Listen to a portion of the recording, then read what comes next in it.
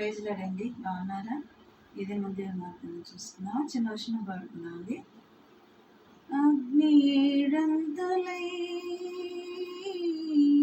మండుచుండినను,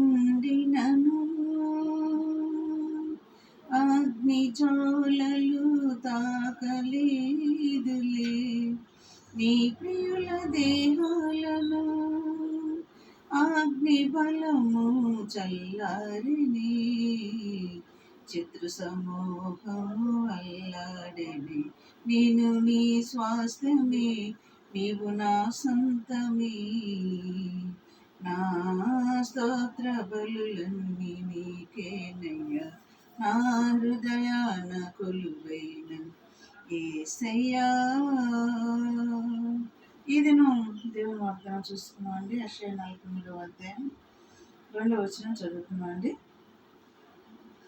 నీవు జలములలో పడి దాటినప్పుడు నేను నీకు తోడై ఉండును, నదులలో పడి వెళ్ళినప్పుడు అవి నీ మీద పొర్లిపారవు. నీవు అగ్ని మధ్యన నడిచినప్పుడు కాలిపోవు జ్వాలలు నిన్ను కాల్చజాలవు. నిజమే.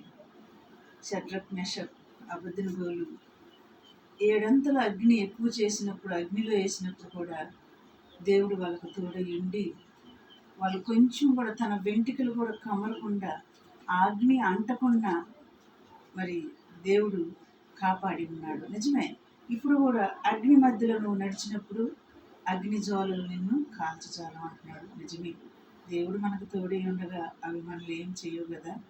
మరి ఇదేమో ఇటు వాగ్దానాన్ని బట్టి మనం ప్రార్థన చేద్దామా?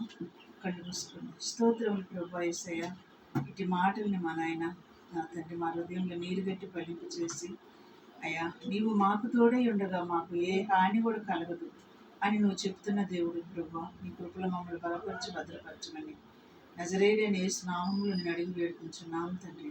ఆమేన్. God bless you.